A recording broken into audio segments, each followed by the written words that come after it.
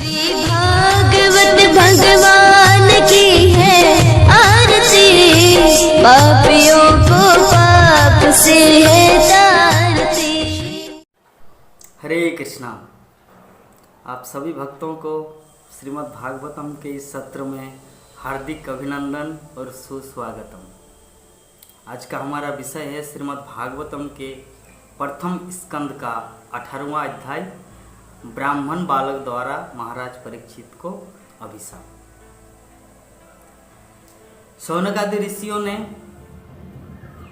सूत गोस्वामी से पूछा कि हे प्रभु, यद्यपि कली जो है ये व्यक्ति के आयु, उनका दिव्य गुणावली सब नष्ट करने वाले हैं, तो ये सब जानते हुए भी महाराज परीक्षित ने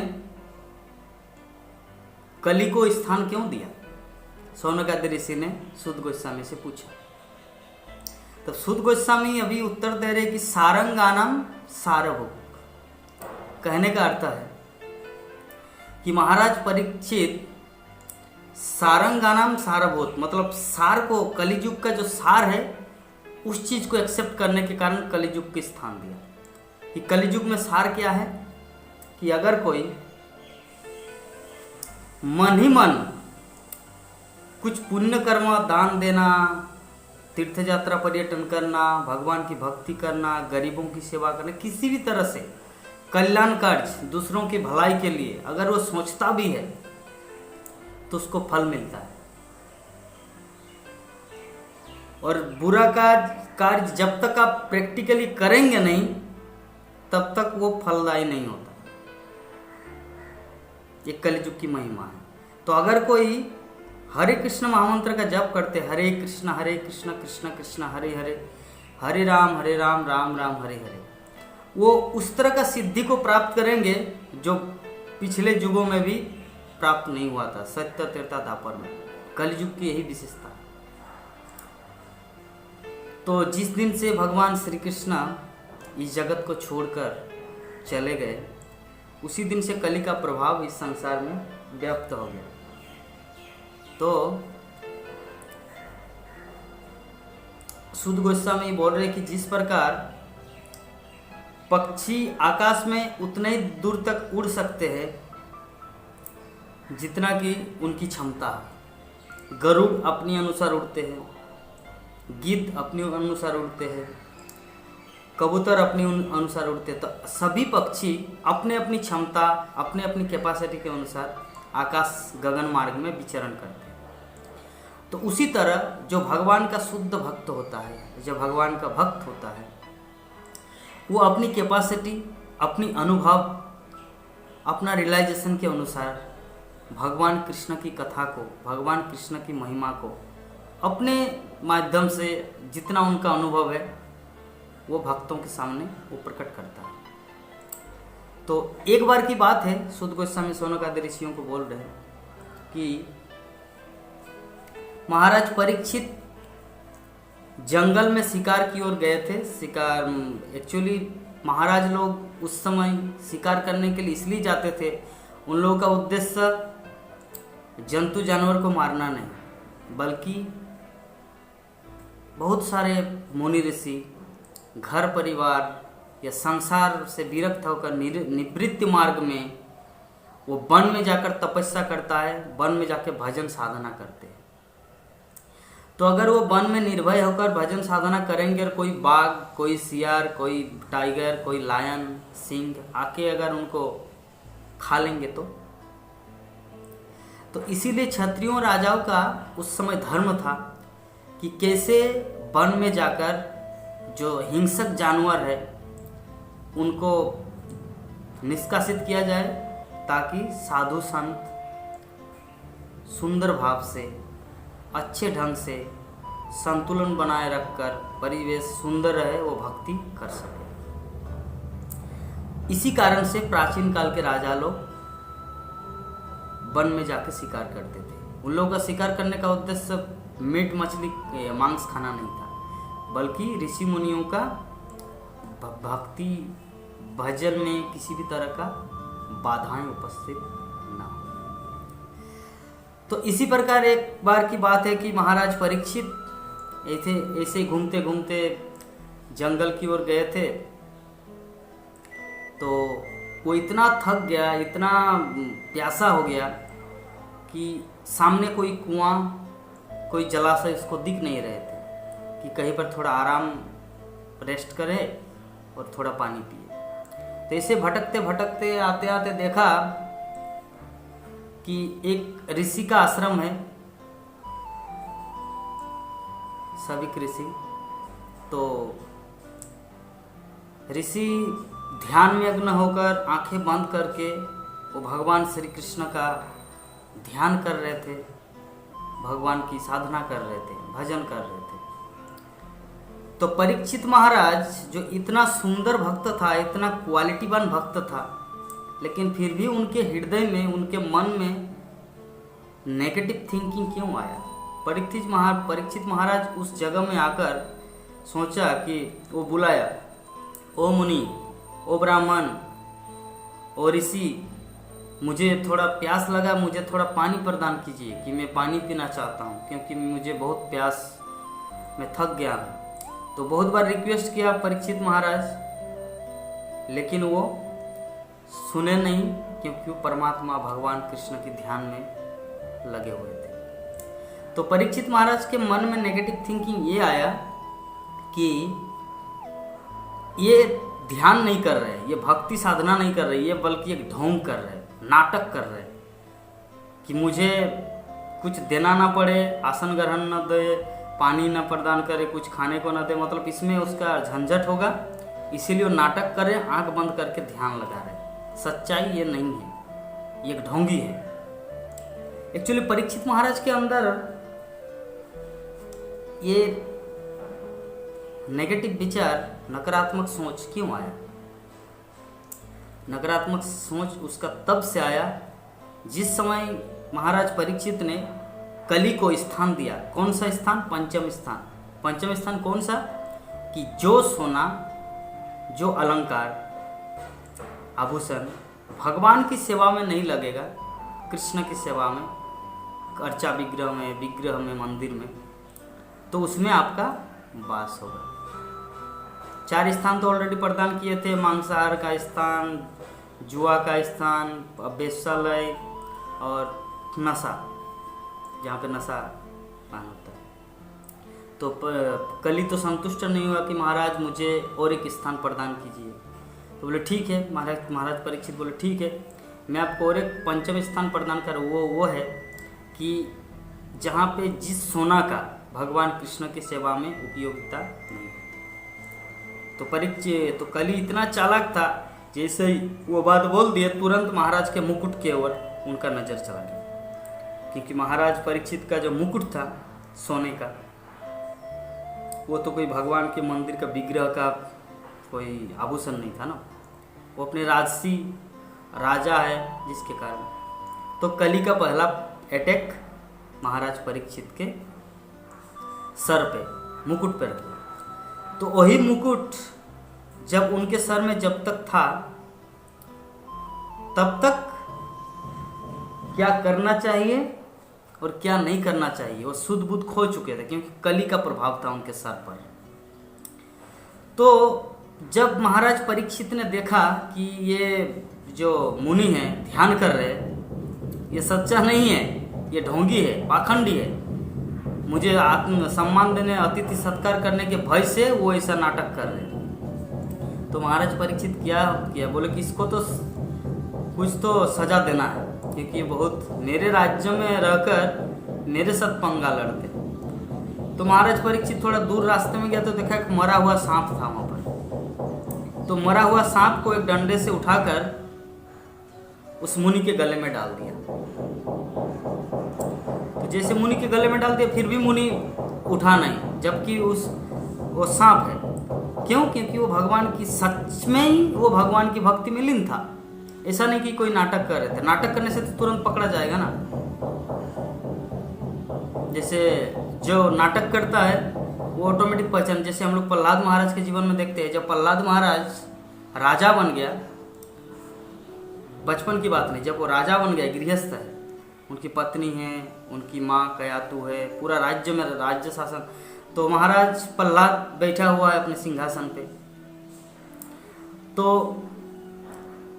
दो माताएं, दो महिला राज दरबार में आए और आने के बाद महाराज को बोले, प्रहलाद महाराज को, कि महाराज ये कैसी लड़की है, मतलब ये किस तरह की महिला है, मेरे बच्चे को अपना बच्चा मानता है, ये मेरा बच्चा है।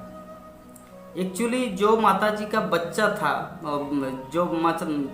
एक माताजी का बच्चा हुआ, तो बच्चा एक दूसरी माताजी थे, वो बांझ थी, उसका बच्चा नहीं हो रहा था। तो जिसके कारण वो जस्ट तलाश कर रहे थे कि किस घर में बच्चा होगा और उसका बच्चा को चोरी करके हम अपना बेटा मानेंगे, ये उनका प्लान था। तो जो बांझ माताजी थी वो चली गई उसके घर में, जिस घर में बच्चा होने वाला है। तो उस घर के जो बच्चे को वो चोरी करके अपने घर में ले आया और उसकी माँ ने देख लिया। कौन? जिसकी ओरिजिनल जिसकी माँ है। तो वो अभी पीछे पीछे इनके पास आए, बोले कि मेरे बच्चे को क्यों आप लेकर आए? बोले कि कौन सा आपका बच्चा? ये मेरा बच्चा है। इस तरह करके दोनों का फाइटिंग हुआ। तो गांव के लोग या सामने कोई बोले कि आप लोग का विचार सुप्रीम कोर्ट में किया जाएगा, मतलब प्रहलाद महाराज के दरबार में। तो प्रहलाद महाराज के दरबार में उन दोनों को लाया गया। तो अभी प्रहलाद महाराज सोच में पड़ गया, दोनों की आंखों में देख रहे कौन नाटक कर रहा है और कौन ओरिजिनल है। तो प्रहलाद महाराज जज की तरह सिर्फ बैठे हुए हैं और एक माता जी बोली, नहीं नहीं नहीं और महाराज ये मेरा बेटा है, ये मेरा बेटा है, जो नाटक करने वाली माता जी। तो वो माता जी जो है उनकी आंखों से अश्रु की धारा बोल रही कि हे महाराज, आप भगवान का प्रतिनिधि है, आप त्रिकालदर्शी की तरफ सब कुछ जानते हैं, वो मेरा बच्चा है, ये मैं आपको क्या प्रमाण दूं कि आपको विश्वास हो, लेकिन सच में वो मेरा बेटा है। और जब इनकी तरफ नजर दे रहे प्रहलाद महाराज, जो नाटक करने वाली माता जी, नहीं नहीं महाराज ये झूठ बोलती है, ये उल्टा है, इस तरह करके उनको। तो अभी महाराज प्रहलाद महाराज समझा कि क्या किया जाए। तो बोले कि सैनिकों, वो बच्चे को बीच में एक चाकू से काट दो, मतलब तलवार से बच्चे को बीच में काट दो, और जो बच्चा जो होगा, जैसे ये बच्चा है, तो बीच में काटने से वो दो भाग हो जाएगा। तो एक भाग एक माता जी लेंगे, एक भाग और दूसरी माता जी। प्रहलाद महाराज का ये विचार है। प्रहलाद महाराज क्या बोले कि सैनिकों, सेनापति को ऑर्डर दिए, सेनापति ये जो बच्चा है, ये माता जी बोल रहे कि इनका बच्चा है, वो माता जी बोल रही इनका बच्चा है। तो अभी दोनों जब 50-50% है, तो अभी विचार किया जाए तो बेहतर होगा कि बच्चे को दोनों को भाग किया जाए। तो बच्चा जो है उसको बीच से एक तलवार से काट दिया जाए और दो बच्चे को आधा आधा करके दोनों को दे दिया जाए अपने अपने गोद में। तो प्रहलाद महाराज की माँ वहीं पर बैठी हुई थी, कया तो वृद्धावस्था हो गई थी उनका। तो बोले कि प्रहलाद, बोले कि माँ जस्ट वेट। प्रहलाद बोले कि जस्ट वेट। तो बोले कि सेनापति, तो जैसे तलवार निकाला जल्लाद, तो जो ओरिजिनल माँ थी बोले कि नहीं नहीं नहीं महाराज, अगर आपको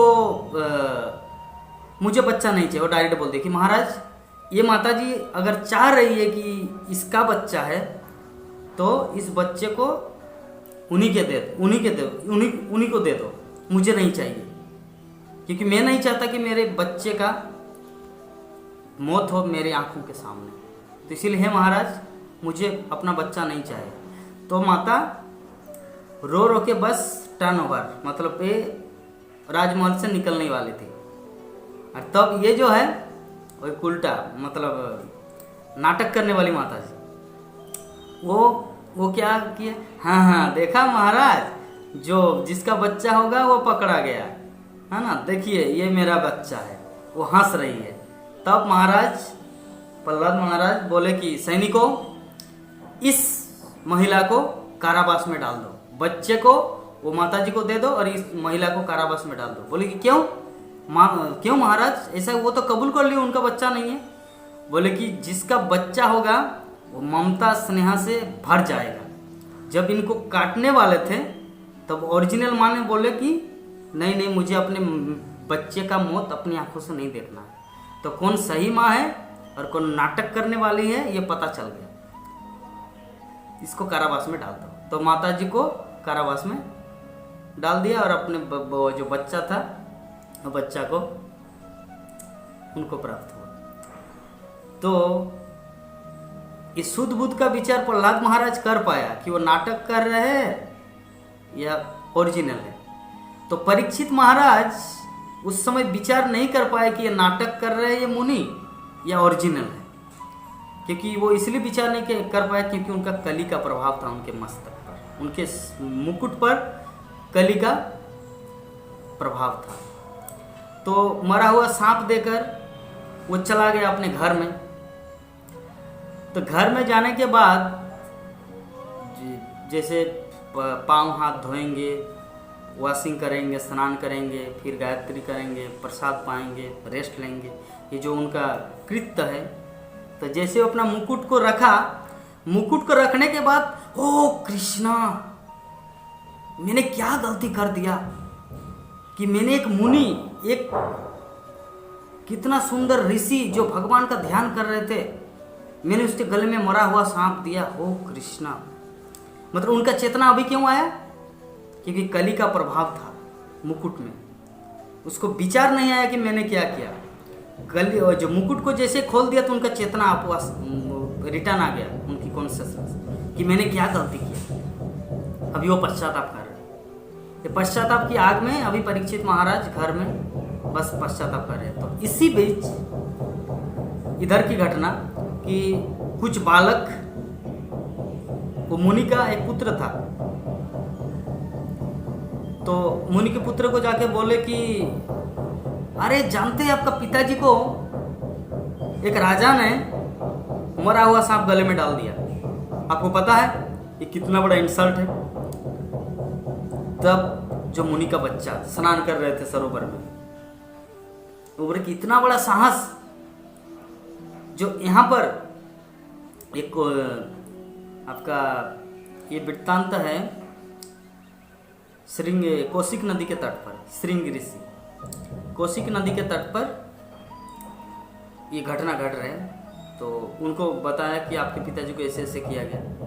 तो वो इतना क्रोधित हुआ, तुरंत नदी का जल अंजुलि में लिया, आचमन, बल्कि जिस किसी ने मेरे पिताजी को इस तरह अपमान किया है, उनका 7 दिन के अंदर तक्षक दंशन के द्वारा उसका मृत्यु हो जाएगा। ये करके उन्होंने आचमन मतलब अभिशाप दे दिया।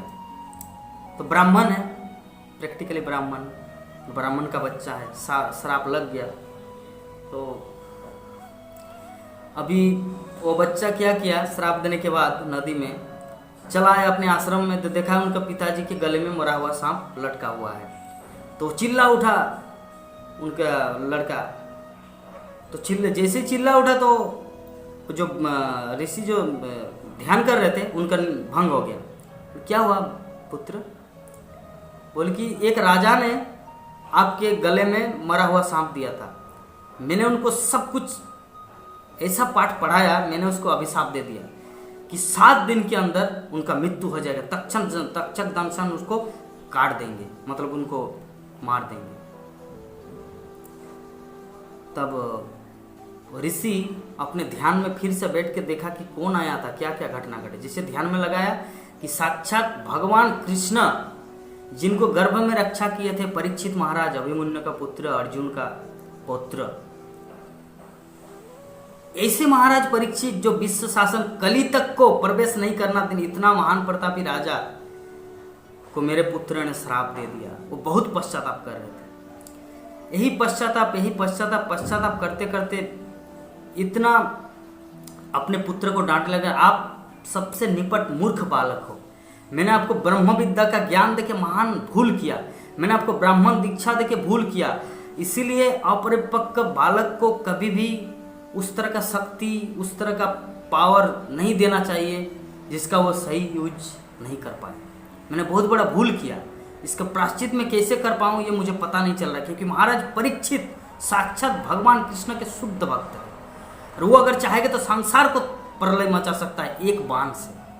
और आप वैसे राजा को श्राप दे दिया, पता नहीं विश्व में क्या महान अनर्थ आ जाएगा संसार में। ऐसे महाराज के कारण जगत में लोग भक्ति कर पा रहे हैं। चोर डाकू लुटेरे मांसालय वेश्यालय सब कुछ बंद है। और ऐसे महाराज जब इस जगत को छोड़कर चले जाएंगे, क्या गति होगा कलियुग का। ये पूरा फटकार रहे, बहुत डांट रहे अपने बच्चे को। तो डांटते डांटते बोले कि मुझे तो महाराज के पास जाना है। तो महाराज के पास मुनि क्या किया, रात में ही 11-12 बजे रात में ही चला गया महाराज के पास। तो सिक्योरिटी को बोले, सैनिकों को, कि महाराज से मुझे मिलना है, थोड़ा बुलाइए। तो बोले कि महाराज तो अभी रेस्ट ले रहे हैं, वो तो अभी अपने विश्राम कक्ष में है। तो बोले कि उसको बोलिए कि मुझे तुरंत उनसे मिलना है। तो महाराज के पास गया, बोले कि वो ऋषि सिंह, वो ऋषि आया है, श्रृंग ऋषि, तो आपसे मिलना चाहते हैं। बोले कि वो अभी आया, अरे पहले बोलने से मैं ही उनके पास चला जाता। तो एक्चुअली उसका तो ऑलरेडी पश्चाताप हो रहा ना कि मैंने बहुत बड़ा गलती किया। वो खुद गिल्टी फील कर रहा है कि मैंने इस मुनि के गले में सांप डाला। वो अभी अपनी लज्जा को छुपाने के लिए अभी इससे क्षमा मांगेंगे वांछाकल्पतरु, वो क्या करेंगे। अभी वो उनका डर है और मुनि का अपना डर है कि मेरे बच्चे ने आपको इस तरह श्राप दिया था। दोनों झिझक रहा है एक दूसरे को मिलने के लिए। तो महाराज मुनि के पास आया और मुनि के पास दंडवत ये प्रणाम किया, आशीर्वाद लिए। बोले कि महाराज अनर्थ हो गया। बोले कि क्या अनर्थ। बोले कि मेरे पुत्र ने अज्ञानवश अपरिपक्व अवस्था में आपको 7 दिन के अंदर आपका मृत्यु हो जाएगा, ये मरने का श्राप दे दिया। तो बोले कि इसमें चिंता की क्या बात है, ये जन्म मरण मृत्यु सब कुछ तो विधाता भगवान कृष्ण के हाथ में है, आप चिंता मत कीजिए, हम इसके लिए कोई चिंतित नहीं है। बोले कि नहीं, आप मुझे बस हाँ कर दीजिए, मैं अपने पुत्र से वो श्राप को वापस ले लेता हूँ। तो परीक्षित महाराज कितना शुद्ध भक्त है, अभी सोचिए। परीक्षित महाराज बोले कि नहीं ब्राह्मण, नहीं ऋषिवर, ऐसा मत कीजिए। मैं नहीं चाहता कि भगवान का एक महान भक्त एक ब्राह्मण के मुख से निकला हुआ वाणी व्यर्थ और झूठा साबित हो। मैं भले ही मर जाऊं, लेकिन उनकी वाणी, वेदों की वाणी, ब्राह्मण की वाणी परम सत्य है, वो साक्षात और उनका कार्यकारी होना चाहिए। इसीलिए मेरे मरने की परवाह मत कीजिए, आप श्राप को वापस नहीं लौटाना है, जो हुआ सब कुछ मंगलमय भगवान श्री कृष्ण करते हैं, डोंट वरी, आप अपने आश्रम में लौट जाए। तो इस तरह करके ऋषिवर आश्रम में लौट आया और परीक्षित महाराज, आगे जो होगा ये नेक्स्ट वर्णन किया जाएगा। आज का हमारा यही टॉपिक था कि ब्राह्मण बालक द्वारा महाराज परीक्षित को अभिशाप। तो कल तक के लिए हम आप सबसे विदा चाहते हैं। हरे कृष्ण। इस वीडियो को लाइक करें, हमारे चैनल को सब्सक्राइब कर बेल आइकन जरूर प्रेस करें हमारी न्यू वीडियो सबसे पहले